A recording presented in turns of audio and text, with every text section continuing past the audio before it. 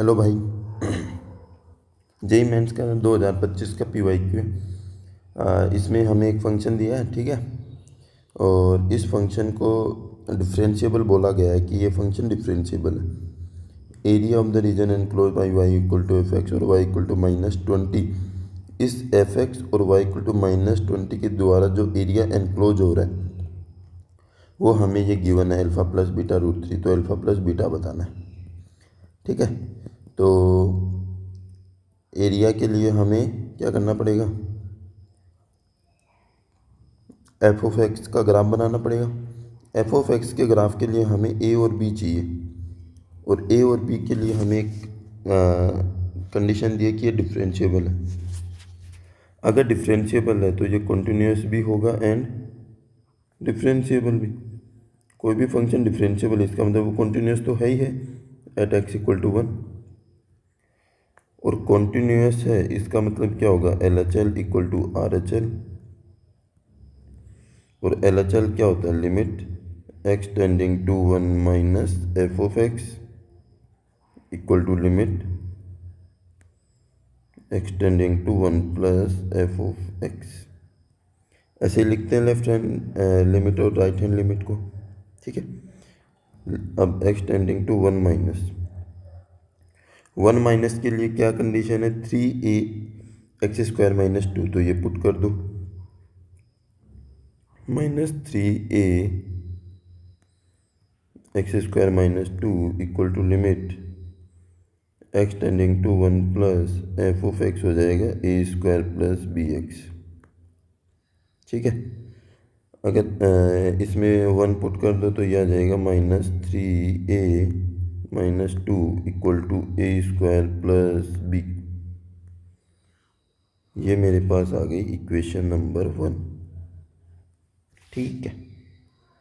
अब देखो, अब मैं इसका डेरिवेटिव करता हूँ, एफ डैश एक्स निकाल लेते हैं। एफ डैश एक्स क्या आ जाएगा, -6a x 1 और b x(1। LHD equal to हो गया RHD, ठीक है। Left hand derivative, right hand derivative. X की वैल्यू 1 पुट कर दो तो -6a × 1 इक्वल टू b। तो -6a इक्वल टू b, ये आ गया मेरे पास इक्वेशन नंबर 2, ठीक है। अब क्या करना है, b की वैल्यू पुट कर दो, पुट सेकेंड इन 1। सेकेंड में b की वैल्यू पुट करेंगे तो यह आ जाएगा -3a - 2 equal to a² - 6a। सबको इस साइड ले आओ तो ये हो जाएगा a² - 3a + 2 इक्वल टू 0। आ गया समझ आ रहा है थोड़ा थोड़ा, नहीं? अगर इसके फैक्टर करोगे तो क्या आएगा, a² - 2a - a + 2 equal to 0। Common लोगे तो क्या आएगा, a - 2 a - 1 इक्वल टू 0। तो a की वैल्यू मेरे पास 2 आ गई, a इक्वल टू 1 आ गया, a इक्वल टू 2 आ गया। पर क्वेश्चन में हमें एक चीज़ बोला है कि a जो है वो 1 से बड़ा होना चाहिए, बोला है। तो a 1 से बड़ा होना चाहिए, तो ये वाला तो हम कंसिडर करेंगे नहीं। तो a की वैल्यू आ गई 2। a की वैल्यू 2 पुट कर देंगे, पुट इन सेकेंड इक्वेशन में पुट करेंगे तो b की वैल्यू आ जाएगी -12। ये आ गई मेरे पास b की वैल्यू। अब a और b की वैल्यू से हम फंक्शन की निकाल लेते हैं। फंक्शन क्या आएगा, f ऑफ x -3 × a कितना था, 2 × x² - 2 x 1, ठीक है। और ये था सेकंड था a² मतलब 2 का स्क्वायर, और फिर प्लस b × -12। ये कब था, x= 1, ठीक है। और अब हो जाएगा, ये क्या हो जाएगा, तो फंक्शन आ गया आपके पास, कितना आ गया, -6x² - 2 x 1 और x= 1 पे कितना आया, अरे यार बी की वैल्यू तो इसमें पुट करनी थी, -12 इंटू एक्स, तो ये आ जाएगा 4 - 12x। ठीक है, हमें फंक्शन मिल गया f(x), एक मिला है y = -20। इसके द्वारा जो एरिया एनक्लोज हो रहा है वो बताना है। तो एरिया के लिए क्या बनाते हैं, ग्राफ। तो ग्राफ बनाते हैं सबसे पहले। अब मैं अगर ग्राफ बनाता हूँ, 1 मिनट, इसको थोड़ा सा, ठीक है, लाइन बन गई। ठीक है, और अब देखो, अगर मैं पहले f(x) = -4 - 12x, 4 - 12x, x > 1, हमारा ग्राफ कहाँ ब्रेक होगा, 1 पे। तो मैं 1 पे ब्रेक होगा, तो x = 1 पर ब्रेक होगा। ठीक है, अगर मैं इसमें x की वैल्यू 1 पुट करूँगा तो y की वैल्यू क्या मिलेगी हमें, -8। मतलब 1 पुट करने पर ये हो जाएगा 1, -8। अगर x की वैल्यू आप 2 पुट करोगे तो y की वैल्यू क्या मिलेगी, 4 - 24 - 20। 2 पुट करने पर -20 यहाँ पर कहीं मिलेगा, 2, -20। तो ये बन जाएगा हमारा स्ट्रेट लाइन। ठीक है, ये बन गया स्ट्रेट लाइन। इस पॉइंट को मैं यहाँ रख देता हूँ।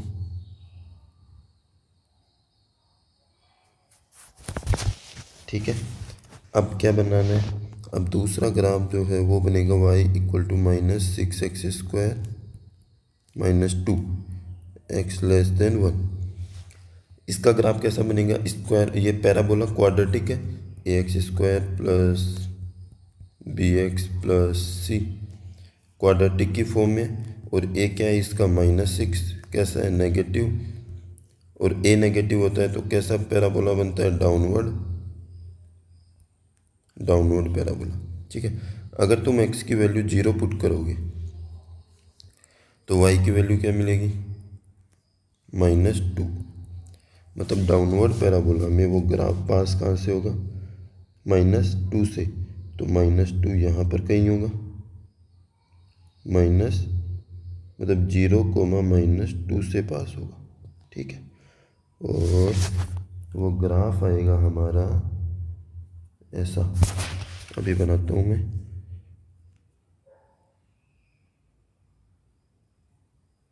और ए से आके मिलेगा, ऐसे ही तो मिलेगा। ठीक है, मिल गया, ये हमारा बन गया पैराबोला। अब क्या बनाना है, y = -20। y = -20 का ग्राफ कहाँ से पास होगा, -20 से, मतलब यहाँ से। ठीक है, यहाँ से पास हो गया। अब एरिया कौन सा एनक्लोज हो रहा है, एरिया हो रहा है, अगर मैं इसको फिल करें तो यह एरिया आ जाएगा।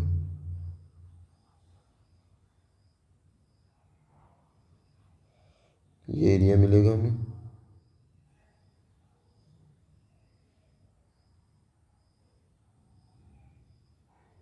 समझ में आ रहा है, टाइम लगे पर क्वेश्चन समझ में आना चाहिए। मैं क्लासेज में यही बोलता हूँ, बस क्वेश्चन की प्रोसेस, हर एक स्टेप आपको समझ में आनी चाहिए कि कैसे क्वेश्चन सोल्व हो रहा है। ठीक है, अब बात कर लेते हैं हम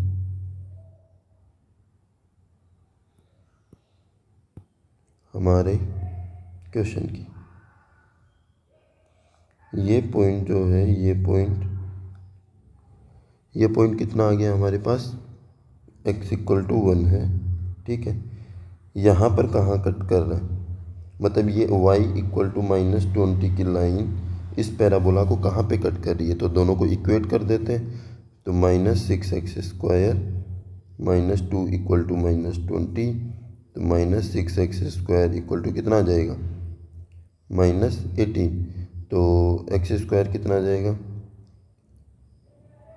3, एक्स स्क्वायर आ जाएगा 3, तो एक्स आ जाएगा ±√3, तो ये पॉइंट हो जाएगा -√3, ठीक है। और y तो 20 है ही। अब हम क्या ले लेते हैं, ये स्ट्रिप ले लेते हैं dx वाली। इस स्ट्रिप के लिए क्या करते हैं, upper curve minus lower curve. तो सेम कर्व कहाँ तक है, ये जो कर्व है ये 1 तक तो पैराबोला है, तो हम रिक्वायर्ड एरिया हो जाएगा हमारा रिक्वायर्ड एरिया -√3 से 1 अपर कर्व कौन सा है -6x² -2, और लोअर कर्व कौन सा है -20, ठीक है, -20 वाली लाइन और dx प्लस फिर 1 से 2 तक ये स्ट्रेट लाइन, इस स्ट्रेट लाइन की इक्वेशन 4 - 12x, तो 4 - 12x -20 dx, ठीक है। अब इसको सोल्व कर लेते हैं, तो ये आ जाएगा -√3 1 -6x² + 18 dx प्लस 1 से 18 कैसे आया, माइनस और माइनस प्लस का 20 हो गया, और -2 में से माइनस जाके 18 हो गया, ठीक है। यहाँ पर आ जाएगा -12x + 24 dx।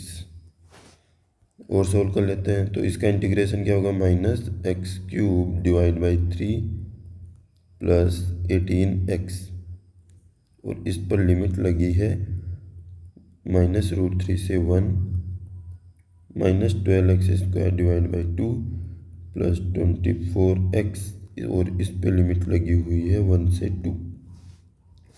लिमिट पुट कर दो तो -6/3 + 18, फिर -6 × √3³ / 3 -18√3, ठीक है। मैंने लिमिट पुट कर दी है अंदर, इसमें करेंगे तो -12 × 2² / 2 + 24 × 2, फिर लोअर लिमिट -12 × 1² / 2 + 24। अब इसको और आगे सोल्व करते हैं। अब यहाँ से हमारे पास आ जाएगा -2 + 18 -2 × -3√3 -18√3 प्लस ये कट गया तो ये आ जाएगा -24 + 48 -6 + 24, ठीक है। और सोल्व करें तो थोड़ी माइनर कैलकुलेशन है, 2 ये हो जाएगा माइनस प्लस, तो 6√3 -18√3 प्लस 24 -24 में से 6 गए कितना बचेगा 18, ठीक है। तो यहाँ पर बच के आ गया मेरे पास 6, यहाँ पे है 16, और यहाँ पे हो जाएगा -12 होगा और वो +12 हो जाएगा, ठीक है। और 16 और 6 कितना होता है 24 + 12√3, तो ये तो हो गया मेरे पास, नहीं अरे यार 24 क्यों होता है 22 होता है ना, ठीक है। 16 और 6 22 होते हैं, और ये हमें इसके इक्वल दिया है अल्फ़ा + बीटा √3 के, तो अल्फ़ा आ जाएगा 22, बीटा आ जाएगा मेरे पास 12, तो अल्फ़ा + बीटा कितना आ गया 34, ठीक है। समझ में आया, आसान क्वेश्चन है। और अगर वीडियो सॉल्यूशन अच्छा लगा है तो वीडियो को लाइक कर लेना, चैनल को सब्सक्राइब कर लेना और वीडियो सॉल्यूशन के लिए